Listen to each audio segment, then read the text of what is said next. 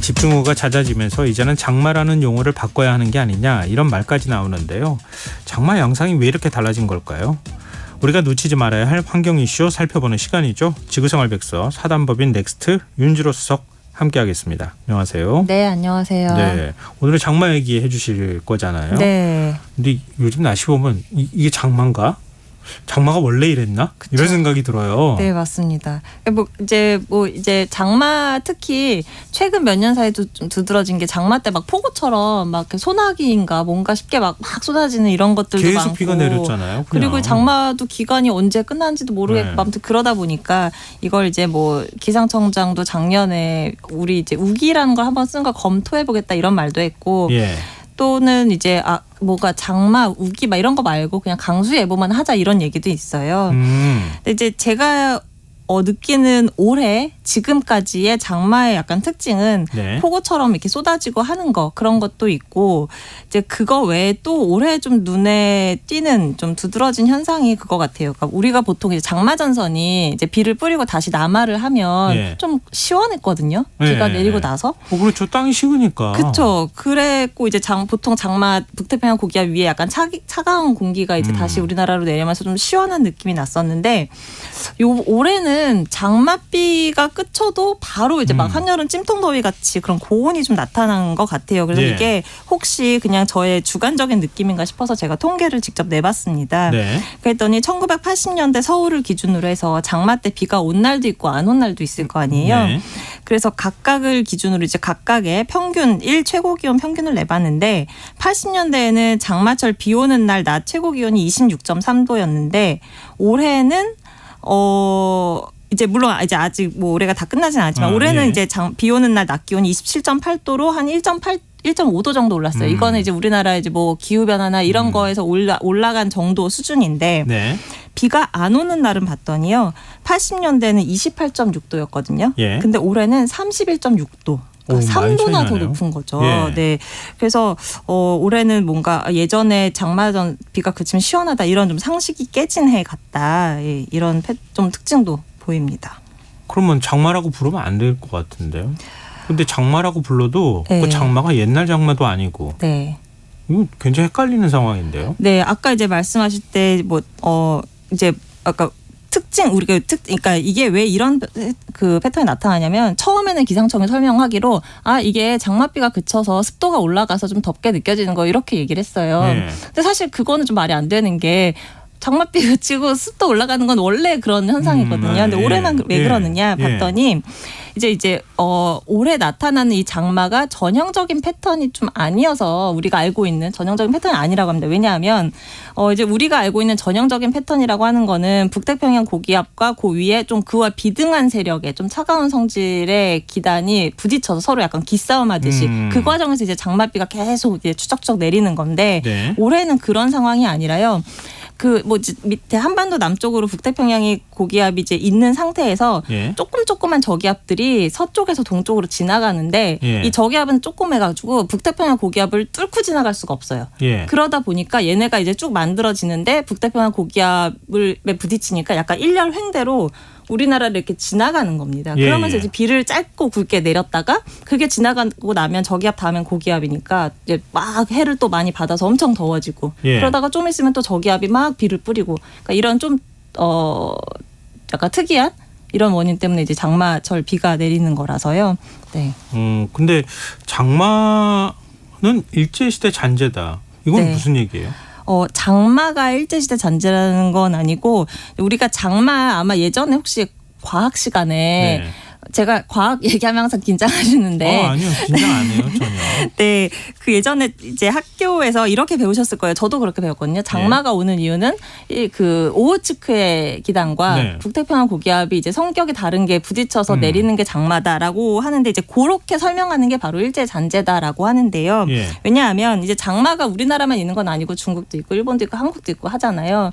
근데 장맛비가 내리는 원리는 다 달라요. 예. 그러니까 중국은 이제 인도에 북서에서 이 동남아시아까지 이어지는 굉장히 덥고 습한 기단과 그다음에 대륙, 중국 대륙에 있는 뜨겁고 이제 건조한 게 이렇게 부딪히면서 그 사이에서 비가 내리는 거고 네. 일본이 아까 이제 얘기한 오호츠크해랑 북태평양이랑 그게 부딪혀서 비가 내리는 거예요. 근데 우리는 그 사이에 끼어 있잖아요. 네. 그러니까 이 모든 기단의 영향을 다 받는 거예요. 그래서 뭐가 어떻게 서로 매치 전투를 벌이느냐에 따라서 그때그때 장마 패턴이 달라지는 거죠. 그래서 뭔가 우리가 그동안 교과서에서 배웠던 거는 일본에서 주로 내리는 장맛비의 원인을 우리나라 현상인 것처럼 우리가 배웠다라는 의미인 거죠. 지금은 이렇게 안 배우겠죠, 설마? 지금도 이제 뭐 저희 아이 제가 그 학습 만화 같은 걸 봤더니 여전히 그렇게 나오는 것도 있더라고요. 제가 너무 놀라가지고요. 네. 80년대 제 배울 때도 똑같이 배웠거든요. 네네네. 저도 그렇게 배웠습니다. 근데 90년. 벌써 그러고 난 다음에 또 40년 정도 지났잖아요. 네. 근데 지금도 그런 얘기들 한단 말이에요. 네. 이거 바꿔야 되는 거 아니에요? 기상청이 나서서. 네, 그러게 말입니다. 그 이제 그 전혀 생각하지 못했던 일제 잔재를 우리가 발견하는 거 아닐까? 네. 이 장마라고 하는 것도 진짜 이제 용어도 좀 바꿔야 되는 거 아닌가? 네. 그런 생각이 드네요. 네. 근데 이 우리나라는 여름바다 영향을 받아서 찌는 듯이 덥고 네. 또 겨울엔 대륙의 영향을 받아서 시베리아처럼 좀 춥고. 뭐랄까 칼바람이라고 얘기하는 네. 뭐 이런 기후가 계속 반복된다고 우리가 알고 있었잖아요. 네. 근데 이런 거 자체는 크게 변하지는 않는 거죠. 그렇죠. 이제 이거는 워낙 대륙과 바다 우리가 그 사이에 놓여 있잖아요. 예. 그거 이제 그거에 따라서 대륙과 바다가 이제 같은 열을 받아도 달아오르는 속도가 다르잖아요. 그렇죠. 예. 바다는 좀 천천히 달아오르고 늦게 식죠. 그렇죠. 보통 예. 이제 물을 데울 때는 토양을 데우는 것보다 한 3배 정도 에너지가 더 든다 그래요. 그렇기 때문에 이제 우리가 상식적으로 알다시피 겨울에는 바다가 좀 더 따뜻하고 여름에는 땅이 훨씬 뜨겁고 하다 보니까 이제 바람의 방향도 계절에 따라서 이렇게 왔다 갔다 변하는데 네. 그래서 이제 아까 우리가 그 장맛비 원인을 좀 잘못 알고 있었던 것처럼 이제 이 우리나라에 내리는 장맛비도 조금 우리가 그동안에는 어떻게 주로 생각을 했냐면 예. 이런 대륙과 해양의 비열차 서로 달아오는 속도가 달라서 그것도 이제 그것 때문에 장마가 뭐 이렇게 오는 거다 이런 식으로 보통 생각을 했었는데 네네. 사실 그것도 컴퓨터로 이제 모델로 실험을 해봤더니 예. 단순히 그것만 갖고는 여름철에 이렇게 우리나라에 비가 쏟아지지가 않더라는 거예요. 예. 그러면 다른 이유가 있더라는 거잖아요. 예. 그래서 그게 뭔가 봤더니 바로 그 원인이 여름철에 이렇게 장마를 포함해서 여름에 비가 오는 이유는 티베트 고원이랑 예. 히말라야 산맥이 원인이더라. 예? 네. 이게 무슨 얘기예요? 예. 갑자기 히말라야 산맥이 왜 나와요? 그렇죠. 좀 뜬금없죠. 근데 예. 왜 그러냐면 이게 이제 히말라야 산맥이 이제 예전에 인도판이랑 유라시아판이랑 부딪히면서 높이 솟았잖아요. 네. 그래서 거기는 여름철에 아무래도 해랑 더 가깝다 보니까 네. 이제 금방 달궈진단 말이에요. 네. 그럼 달궈지면 그 달궈진 공기가 하늘 위로 더 높이 올라가겠죠. 네. 그럼 그 위로 모여온 공기가 이제 고기압을 형성하거든요. 그럼 고기압이 이렇게 시계 방향으로 돌면서 우리나라 쪽으로는 어떤 현상이 나타나냐면 우리나라 저기 상층에 이렇게 그 북쪽으로 차가운 공기가 들어와요. 네. 그런데 우리나라 지표는 뜨겁잖아요. 네. 그러니까 지표는 뜨겁고 하늘은 차가우니까 이게 대류가 엄청 활발하게 일어나면서 그래서 여름철 폭우가 나타난다. 그게 이제 여름철 강수가 이렇게 집중되는 원인이 바로 알고 봤더니 티벳 고기압, 그러니까 티벳에 있는 티벳이 원인이더라. 막 이런 설명인 거예요. 네. 그러니까 만약에 티벳 고원이 아니었으면 우리나라에 이런 여름철에 강수가 이렇게 나타나지 않았을 거다라는 이야기인 거고요. 근데 이제 만약에 날씨에 나 좀 날씨 기사 좀 열심히 봤다라고 하는 청취자분이라면 네. 이런 생각도 들 거예요. 나 티벳 하면은 뭔가 티벳 고기압하고 그게 막 우리나라의 열돔으로 막 덮어서 엄청 덥다. 우리 막 그 2019년인가요? 그때 엄청 더웠을 때 네. 그때도 우리나라가 막 티벳 고기압의 영향을 받았다. 뭐 이런 얘기 나왔었거든요. 예. 근데 이거 뭐 장맛비가랑 또 연관이 있다고 이렇게 좀 이상하게 생각하실 텐데, 그러니까 이 티벳 고기압이 굉장히 크게 확장해서 완전히 한반도를 덮어버리면 그게 이제 우리나라 완전 폭염을 부르는 열돔이 되는 거고요. 예. 그렇지 않을 때는 이렇게 막 강한 폭우의 원인이 된다고 합니다. 이게 그러니까 진짜 기후 변화라고 하는 게 네. 남의 일이 아니구나. 저쪽이 뜨거워지면 우리도 같이 뜨거워지거나 아니면은 우리가 비가 내리거나 네. 이런다는 거 아니에요? 네. 예전에는 마른 장마라는 얘기도 했었잖아요. 네. 근데 또 최장기간 장마라는 얘기도 했다가 네. 올해는 또 장마 같지 않은 장마라고 얘기하고 네. 이거 어떻게 봐야 됩니까? 네. 근데 이제 한 가지 유념하셔야 될 게 이제 온도 같은 경우는 우리가 뭐 꾸준히 오른다 이런 걸 좀 추세를 파악하기가 쉬운데요. 예. 비는 좀 이렇게 일관된 추세를 좀 파악하기가 좀 어려워요. 특히나 이제 우리나라 예측이 어렵다고요? 그동안 과거 데이터를 보면서 추세를 찾는 것도 좀 어려워요. 왜냐하면 그러니까 일단 장마철이라는 건 아까 제가 말씀드린 것처럼 여러 가지 기단의 영향을 받기 때문에 무슨 영향을 어떻게 받냐에 따라서 뭐 마른 장마기도 했다가 네. 아니었다가 뭐 이렇기도 하거니와 예. 뭐 그리고 이제 그 실제로 과거 데이터를 쭉 보면 1950년대부터 2000년대 중반까지는 장마철에 비가 꾸준히 늘어나는 경향성을 보였대요. 네. 그런데 그 다음에는 다시 또 급감하는 추세를 보이고 있거든요. 예. 그래서 말씀하신 것처럼 근데 2020년에 엄청 비 많이 왔었는데 올해도 그렇고 네. 또 이게 생각해서 아닌데 늘어나는 건데라고 생각하실 수도 있는데 실제 데이터를 보면 2014년부터 2019년까지 그때는 거의 약간 마른 장마에 가깝게 굉장히 또 비가 안 온 기간이 길었어요. 그래서 이제 이렇게 강수량을 그냥 통으로 놓고 보면 어떤 추이나 이런 걸 파악하기가 되게 어려운 게 사실이고 예. 다만 이제 이거를 시기별로 잘게 쪼개보면 어떤 예. 특징이 나타납니다. 예를 들면 장마 시작 직전 한 6월 초 정도에는 되게 가물어요. 되게 가물다가 6말 7초에는 또 비가 많이 오고 예. 그리고 우리가 왜 이제 장마가 위로 이제 북상하면서 완전히 한여름이 됐다가 다시 이제 8월 달에 2차 장마가 보통 시작되는데 그래서 네. 이제 우리 장마 여름철 강수 그려보면 쌍봉낙타처럼 이렇게 두 번의 피크를 보이거든요.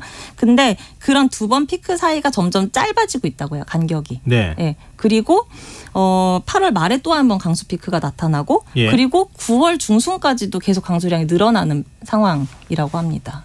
아니 그러면 무슨 얘기예요? 그러면 7월부터 9월까지 계속 장마가 뭐 그냥 계속 비 내린다고 이렇게 봐야 되는 거예요? 그 주기가 이렇게 짧아진다는 얘기는 붓는다는 얘기잖아요. 그래서 이제 우기니 뭐니 하니 그런 이야기가 나오는 거고 예.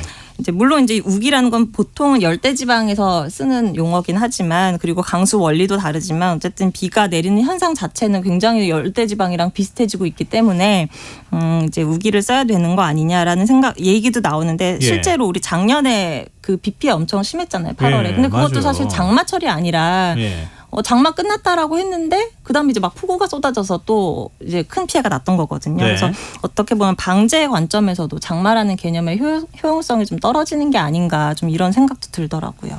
그러면은 우기라는 표현이 뭐 완전히 적합한 표현은 아니지만 네. 그러면 건기가 있는 거잖아요. 네. 올해 봄엔 또 굉장히 가물었잖아요. 네네네. 우리도 좀 비슷해지는 거 아닌가? 건기하고 완전히 구분되는 계절이 그럴 수도 있을 것 같은 게 왜냐하면 이 수증기의 양이라는 게 제한이 있기 때문에 네. 어딘가에 비가 오면 어딘가는 가문 거고 네. 어느 시점에 비가 많이 오면 어느 시점에 또 가문 거고 이러니까요. 네. 지금 극단화된 기후를 우리가 생각해야 되지 않을까 싶은데요. 네. 근데 그나저나 이것도 이렇게 물어봐야 되나? 장마 언제 끝나요? 이렇게 물어보는 게 되게 이상한데 그쵸, 이렇게 설명 맞습니다. 듣고 나니까. 네, 그래서 장마 뭐 기상청도 장마 뭐 시종 예보는 이제 하지 않고요. 예.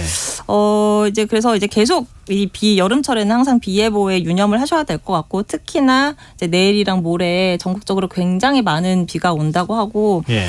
중부지방 수도권에는 막 250mm 이상 네. 또 예보가 됐더라고요. 그러니까 계속 실시간으로 계속 이제 예보 확인하시면서 피해 없으시도록 좀 대비를 하셔야 될 것 같습니다. 그러니까 어제 비 내릴 때도 70mm가 넘게 한꺼번에 1시간 내에 막 쏟아지고 네, 그랬었잖아요. 맞아요. 250mm 정도 예보가 나왔으니까 아마 그보다 많은 비가 내릴 수도 있겠다. 네.